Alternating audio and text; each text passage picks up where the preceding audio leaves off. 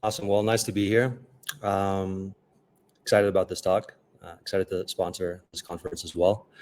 And yeah, the title is When They Zig, You Zag, Growth via Authentic Relationships. We're living in a really interesting time with AI changing the game. And what's definitely changed is my inbox lately. So I checked this morning and there's 15 messages, everybody asking to circle back, check in. Is it the right person to discuss the new AI powered this or that? And I never reply to any of them. And I'm pretty sure that if I would poll the audience right now, very few people reply to these cold emails. It's reached peak saturation because it's really easy right now to do a very, very good job. And that's what I want to talk about today. When everyone else is zigging towards soul-crushing automation and AI, you might have to zag a little bit towards actual human connection. And not because it's warm and fuzzy or anything, but it's because it's an undervalued growth hack. And let's just dive right into it. Before we do, a little bit more of an intro on myself here. So as Emma mentioned, founder of GrowthMentor, and founded GrowthMentor because I needed to talk to other people about what I was working on in my previous job when I was VP of Growth at EuroVPS. And I'm here today because I'm really obsessed with something that sounds ridiculously simple, but almost nobody really does anymore. And that's just talking to people in your target market without immediately trying to shove your product down their throat. And what I'm going to share isn't some bullshit growth hack or story I read on subreddit. It's actually what we've been carrying out, this playbook. I'm going to go through the entire playbook that we're running at GrowthMentor over the last year, and how we've had hundreds of high-value conversations that have led to six figures in revenue growth and over 100,000 organic clicks via SEO as well, and a lot of other side benefits. So let's dive into it with a bit of a background story first on the power of one connection in particular, how a single relationship was the reason why GrowthMentor even exists and why we're sponsoring this. So back in 2010, my co-founder Jessica was teaching English online on this platform called iTalkI, and one of her students was this handsome gentleman over there, Maciek, and he was the CEO of Ragnarsson, a Ruby on Rails software house based in Poland. And they built a genuine relationship over years of lessons. And when I had the idea for GrowthMentor, I didn't think about it again for a year and a half. I thought, I can't build this. How will I find the devs? I'm not a developer. And then over a couple of years, me and Jessica were chatting. She's like, hey, remember that guy, Maciek? I think you should definitely talk to him and just say your idea to him and see maybe you can afford to build it. Right? So we called him up, and he gave me a realistic quote, which was like 15 grand to build the thing, the MVP. And since then, we've spent over $1.5 million at Ragnarsson developing the product. His company grew, his developers grew. Obviously, my life changed, and thousands of other connections have been spawned off of the back of GrowthMentor existing. And none of that would have happened without that single genuine connection that Jessica had with her students and said, hey, you should meet, you should talk. Right. So that's the first story. I have three more over here as well. Harry and Vito. Harry is a mentor on the platform. He met Vito, a mentee on the platform. They hit it off with a shared interest on productivity, and they ended up co-founding a startup together called Elephants. Eaton and Jack, similar story. Eaton was a mentor on the platform. He had a call with Jack, who was very badly underpricing his pitch deck service for like $200 for work that should have been worth thousands. And Eaton just not only helped him out, but ended up becoming a co-founder with him, and they scaled the business to $500,000 a year. And my favorite is Morgan Schofield, one of the mentors, had a call with a mentee about marketing strategy. The founder was so blown away by the advice, he sent him a DM on LinkedIn the next day and said, hey, I want to hire you, head of marketing at salads.io. And 6 months later, I think they raised like a $20 million Series A. I think Morgan's just traveling Thailand right now. I think he's taking a year off.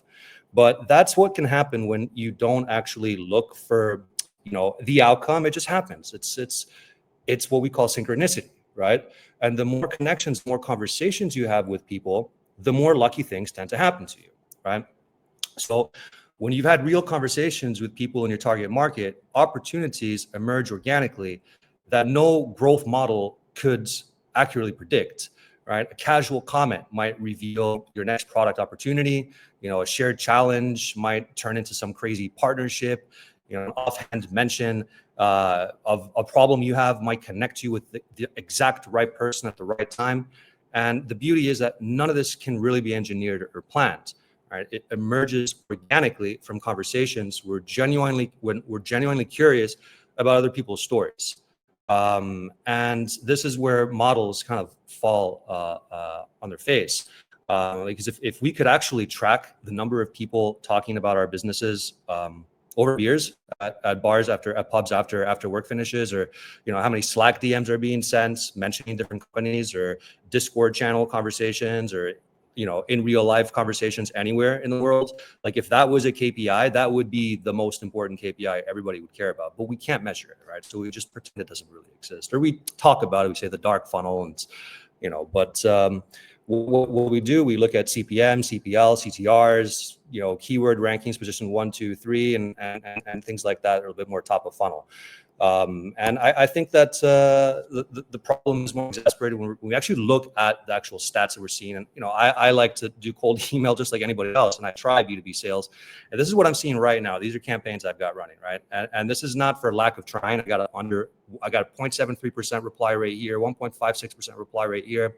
It's absolutely pathetic, and it's not because the emails are bad. They're quite good. I'm using Clay. I'm adding some intelligent AI personalization where necessary, cleaning the lists, never bounce, the whole 9 yards. Right? Shorts, like max 70 words, but it's just not really working that well anymore. And why? Is because we're drowning in AI generated bullshit. Everyone's using the same tools, the same prompts, the same personalization techniques that they read about on LinkedIn. And as it's easier to reach people, it paradoxically makes it harder to actually connect with people, right? And the more noise floods the channel, the more people are going to crave authentic signal. And I think this is a fundamental shift in what works. And we're all feeling it right now, right? Like my job literally is to speak with founders, marketers, and just hear them out. And they're all telling me the same thing. Like it's just not working like it used to, even though it's theoretically easier to do the thing, whatever that thing might be. So how do we zag in an AI world, right? And these here are some numbers from campaigns that I'm running right now. And these are real numbers. 42% reply rates, 32%, 24%. With pretty decent volume. Overwhelmingly positive. And what are we doing to get these reply rates? We're not selling, right? We're trying to build relationships and add value first. And what is the framework that I want to talk about here to get this a little bit more practical? It's called growth journalism, right? So a year ago, I posted about this for the first time on LinkedIn, and I said, that thing marketers like to do where they add growth in front of their title and immediately look 10 times cooler? How come journalists don't do that? They're good at interviewing people. They're natural storytellers. They're good at spotting angles. What if there's something here? So I took this LinkedIn post and I actually turned it into a playbook and I ran with it, right? And I guess I have a soft spot for it because I wanted to be a journalist at some point before I got into marketing, but then there's absolutely no money in it, so I was like, screw this. But I like the concept of actually being curious about people, learning what makes them tick, and finding the little bits of the gem stories and putting a spotlight on it. I think it's nice. So the general idea in a very TLDR fashion is basically, instead of hiring SDRs to go for the jugular, just direct sales, what if we hired people to just interview people for cool stories and get their stories? And these are people that are in our ICP that could be customers, that could have connections with other people, right? And what if we make those stories actually really good and worth sharing? And then they share it as well. And then maybe it ranks on Google, and maybe you become known as the place that has the cool, real stories, right? So that's the general playbook. And here's how to do it to get a little bit more practical. The first step is we have to find stories worth telling, right? So you got to think about your target customers, right? What stories do they have that nobody's telling? What would make them look good if it were published?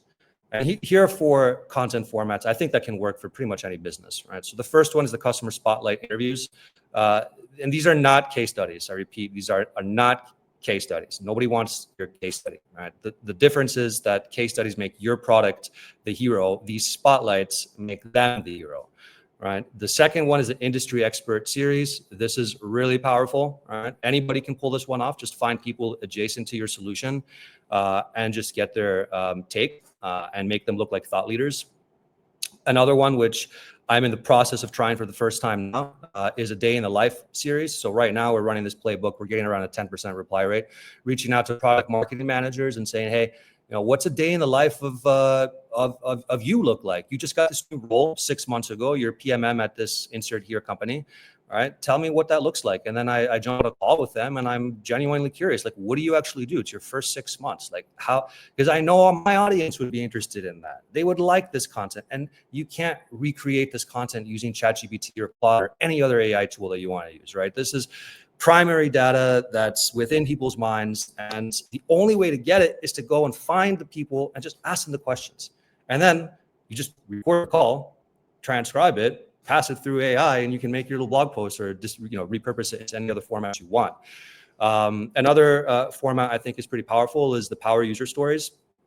So these are people that are customers of yours that are using your product, right? And how do they use your product in a very interesting way and just really shine a light on that? All right, I guess this kind of dovetails with customer stories. So but the first three are for me my favorite. The next thing that we got to do is we got to write an awesome cold email. Right. So this is the email that led to the results above. 87% open rate, 30% reply rate, 86% positive. So let's break this one down, right? So I was wondering if you'd be able to share the story of how you managed to get company name accepted into Entrepreneur First Accelerator, along with any tips on how to get the most of it if you get in. All right. So looking at the opening here, I mean, it's about them.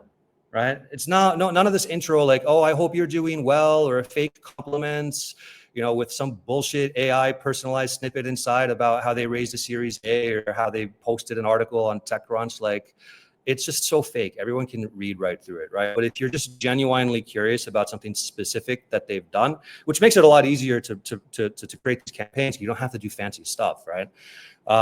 It works a lot better. All right. So let's look at the middle part over here. The story is for a blog series we're creating for the GrowthMentor blog, and it would be meant to give founders some behind the scenes perspective. So it's giving a little bit of context on why and how they're helping by taking part. And we explicitly tell them here that this is about their story. It's not our product. We're making them the expert, not the prospects here. And the close, I turn the audio interview into a written story, which we then promote only after your final approval, of course.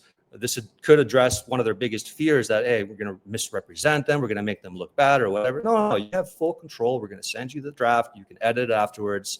And that's that. I mean, it's really quite simple, and it works like magic. So, what would happen if you sent an email tomorrow that was genuinely about the recipient and not at all about you? That was the experiment. And the answer is people reply and they love talking about themselves. Could you imagine that? People like talking about themselves, right? So once you're going to jump on these calls, you're going to have to listen a lot, right? Pain points. You're not gonna pop in and sell your product. And then the magic happens here where you create content. It has to be something that they're desperate to share, though. We've got dozens. I don't know how. I don't really count, but like people share these every single day, and the engagement is pretty insane. We've got a lot of customers from just people curiously clicking in, seeing what's that.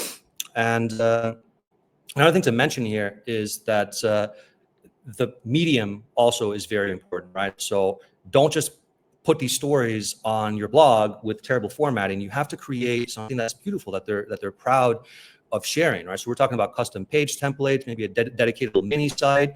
If you want to go exclusively YouTube, you could just go the YouTube route. It really depends. Like there's no right or wrong way to do this. It's completely up to what works for you. Another thing that we do, as I showed up here, like these are creatives that we send in the Google Doc, in the Google folder after the interview is approved and published. We'll send them a nice little package like, hey, here's some social posts that you can post on social media. Here's a pre-written thing that you can write. Feel free to edit it. And we make it super duper easy for them to share their stories.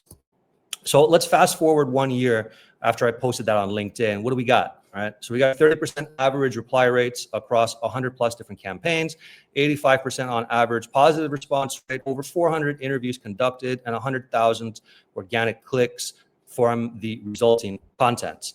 Right. So the real magic doesn't really show up in these metrics, though. I mean, last July, I interviewed a founder of a small AI startup. It was a great chat. We published the piece, they shared it, the standard process. And then 6 months later, completely out of the blue, they introed us to the head of growth of an accelerator program who needed mentorship for 200 plus startups. That single introduction led to a $20,000 deal. Right? So how do you attribute that on Google Analytics? It's just impossible, right? So I mean, just think about it. How many of your most valuable deals and business relationships came from completely unpredictable paths. In my case, it's the vast majority of them, just by talking to random people. And I think that's where the magic is, beyond even stuff over here about, all of the clicks and the pipeline and all of this good stuff, right? Because what we do is we also think from an SEO head. It's like, all right, great, I'm doing these interviews. How can we align the interview topic into something that actually has search volume as well? Right. So, for example, what we've done is we've created a tree of pages under the location folder, GrowthMentor.com/location, by city, and then we have a list of the top coolest startups in each city, and then we just interview them and say, hey, we want to feature you on this page. Would you like to get featured and get a free mention? I mean, considering that it's already ranking position number, what if you go on, I don't know, it depends on your location, but like startups in London or startups in New York or startups in Vancouver, like our page will go on the top, and then you show that to a founder and say, hey, would you like to be here? It's kind of a no-brainer, right? So some of these relationships convert to immediate revenue, as you can see from the pipeline on Close.io over there. Others might materialize into an intro 6 months later. Others refer other customers in private Slack channels.